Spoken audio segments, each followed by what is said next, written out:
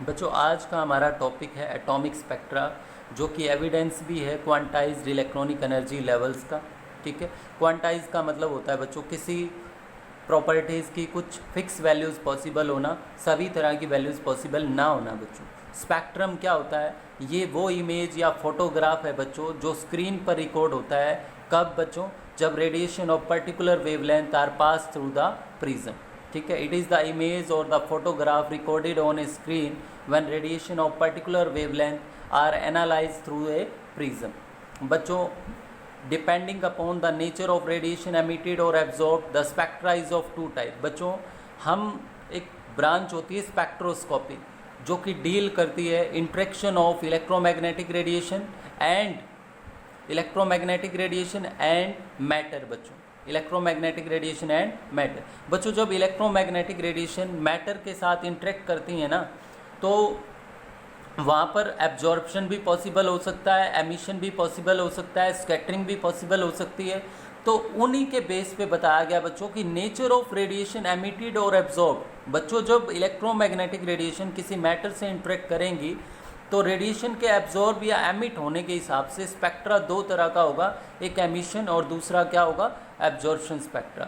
तो सबसे पहले हम एमिशन स्पेक्ट्रा देखते हैं बच्चों। एमिशन स्पेक्ट्रा क्या है बच्चों? ये कब ऑब्टेन होता है? It is obtained when radiation emitted from a source are pass through prism and then received on photographic plate.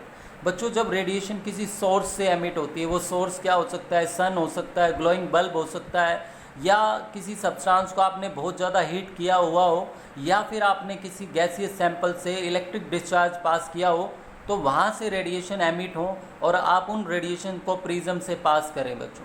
तो जो आपको इमेज मिलेगी फोटोग्राफिक प्लेट पे, ठीक है, उसे आप क्या कहेंगे बच्चों? Emission spectra. उसे आप क्या बोलेंगे? Emission spectra. It is obtained when radiation emitted from a source are pass through prism and then received on photographic plate.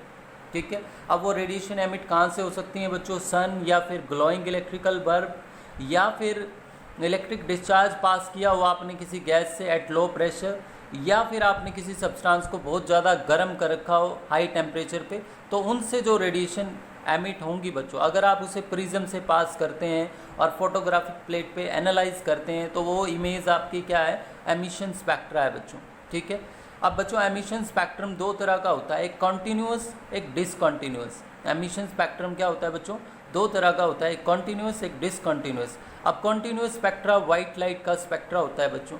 ठीक है, वाइट लाइट का जो स्पेक्ट्रा होता है वो कॉन्टीन्यूअस स्पेक्ट्रा होता है बच्चों। और कलर्ड लाइट का जो स्पेक्ट्रा होगा ना बच्चों, वो क्या होगा? कलर्ड लाइट का जो स्पेक्ट्रा होगा वो क्या होगा? डिसकॉन्टीन्यूअस स्पेक्ट्रम। अब वो लाइन स्पेक्ट्रम भी हो सकता है और बैंड स्पेक्ट्रम भी हो सकता है बच्चों। एटम का स्पेक्ट्रम हो तब तो हम उसे लाइन स्पेक्ट्रम बोलते हैं, और मॉलिक्यूल का जो स्पेक्ट्रम होता है बच्चों उसे क्या बोलते हैं? Band spectrum. वैसे हम सिर्फ क्या पढ़ने वाले हैं? लाइन स्पेक्ट्रम पढ़ने वाले हैं बच्चों। सबसे पहले हम देखते हैं कॉन्टीन्यूअस स्पेक्ट्रम, वाइट लाइट का स्पेक्ट्रम बच्चों। देखो बच्चों, आपको पता है वाइट लाइट जो है, जो आपको वाइट लाइट आप कहते हैं, वो 7 कलर का कॉम्बिनेशन होती है। 7 कलर का क्या होती है? कॉम्बिनेशन होती है, अलग अलग वेवलेंथ्स होती हैं उनकी।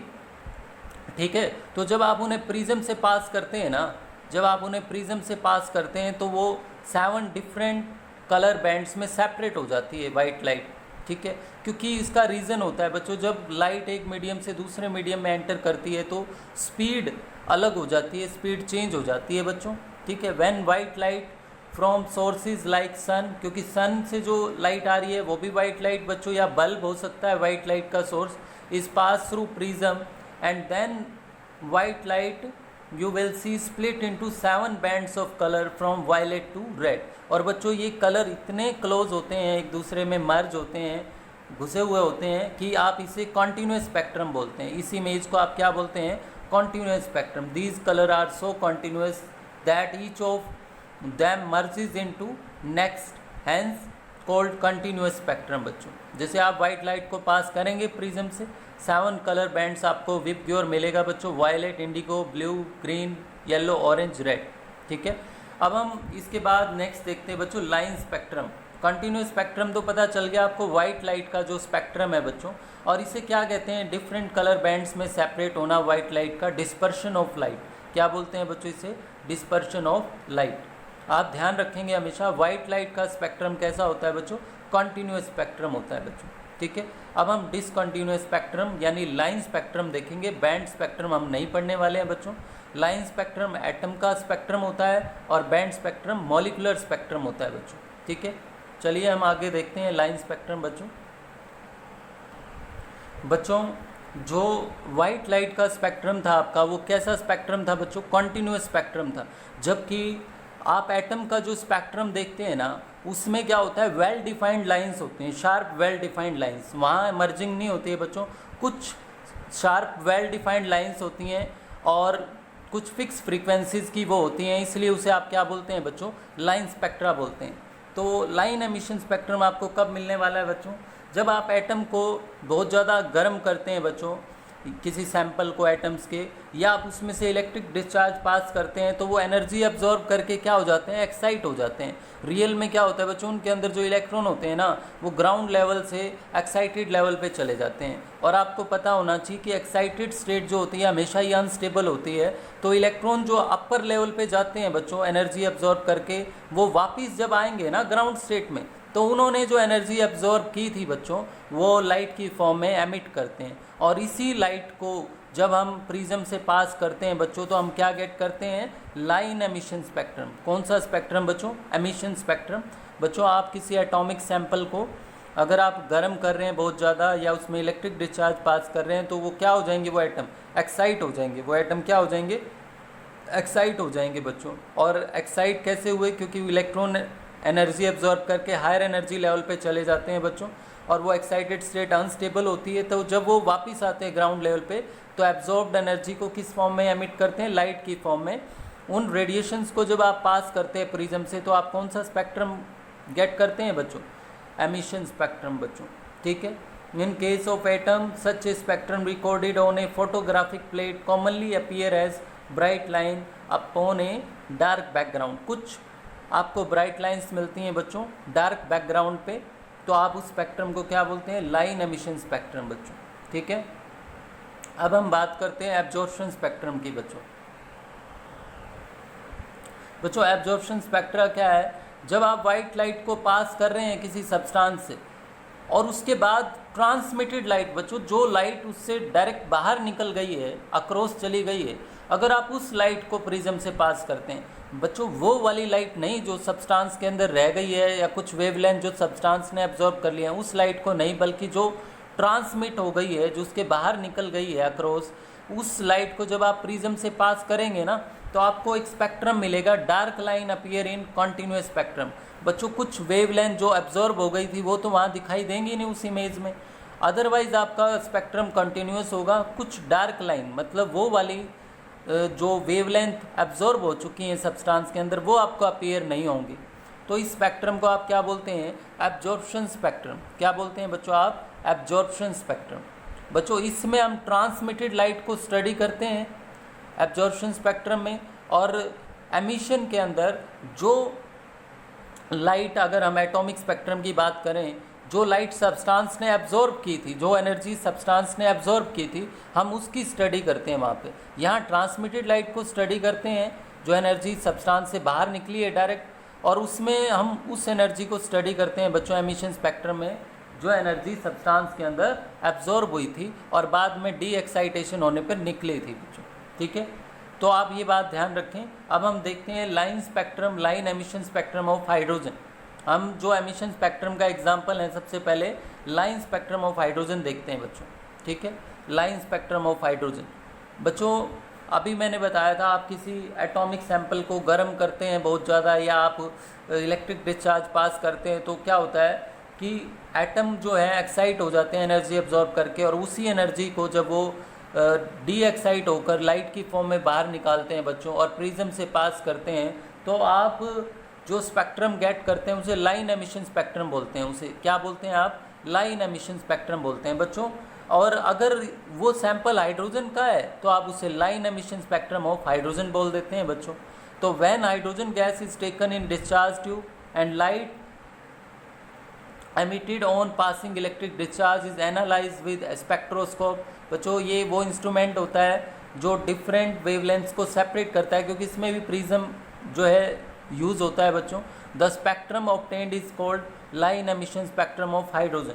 और जो स्पेक्ट्रम हाइड्रोजन का होता है ना बच्चों, उसमें लार्ज नंबर ऑफ लाइंस होती हैं जिसको डिफरेंट सीरीज़ में ग्रुप किया जाता है, और इन सीरीज़ को डिफरेंट रीजन ऑफ लाइट में आप ऑब्जर्व करते हैं, और उनका नाम रखा गया उनके डिस्कवरर के बाद, मतलब उन्होंने जिन्होंने इस सीरीज़ को डिस्कवर किया है बच्चों, उसी सीरीज़ का जो नाम है वो साइंटिस्ट के नेम पे दिया गया है बच्चों। उस सीरीज़ का नाम उसी साइंटिस्ट के नेम के ऊपर है बच्चों, ठीक है। The spectrum consist of a large number of lines which are group into different series.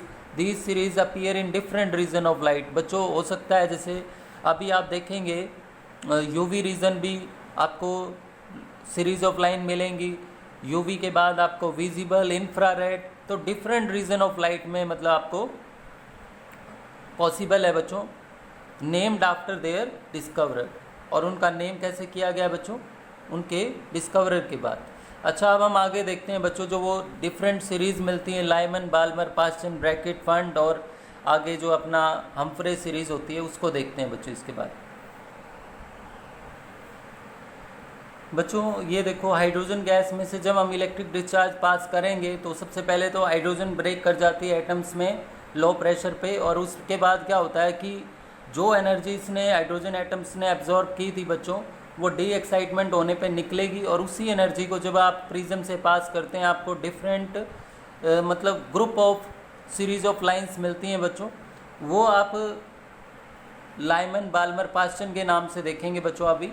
Rydberg in 1890 gave a theoretical equation for the calculation of wavelength of the spectral line in different series of hydrogen spectrum बच्चों।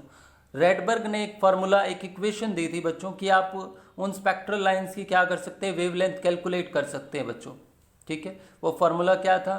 1/λ या wave number is equal to Rydberg constant 1/n1 का square minus 1/n2 का square. n1 वो वाला level है बच्चों, ground state है, जहाँ पे इलेक्ट्रॉन एक्साइटेड स्टेट से जंप करके आएगा बच्चों, और ये एक्साइटेड स्टेट का लेवल बच्चों, ये एक्साइटेड स्टेट और ये ग्राउंड स्टेट बच्चों। डिफरेंट सीरीज के लिए ग्राउंड स्टेट n1 तो फिक्स होता है बच्चों, n1 क्या होता है? फिक्स होता है। जैसे ये देखो बच्चों, और ये वैल्यू याद रखनी है आपको, रेडबर्ग कांस्टेंट की कितनी होती है? 1.096 इंटू 09677 इंटू 10⁻⁷ मीटर इनवर्स बच्चों। लाइमन सीरीज में n1 जो है वो 1 है बच्चों, n2 2 3 4 5 से इनफाइनाइट तक हो सकता है बच्चों। ऐसे बाल्मर सीरीज में n1 2 फिक्स है, पास्टन में n1 3 फिक्स है बच्चों। उसी हिसाब से n2 आगे की पॉसिबल वैल्यूज हो सकती है बच्चों।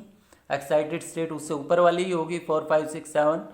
और ब्रैकेट सीरीज, फिर फंड सीरीज बच्चों, ये यूवी रीजन में मिलती है, ये आपको विजिबल में बच्चों, और ये तीनों आपको इंफ्रारेड रीजन में मिलती हैं बच्चों। हम्फ्रे सीरीज भी जो रिसेंट डिस्कवर हुई है उसमें n1 की वैल्यू क्या होती है बच्चों? हम्फ्रे सीरीज में 6 होती है, ठीक है, हम्फ्रे सीरीज।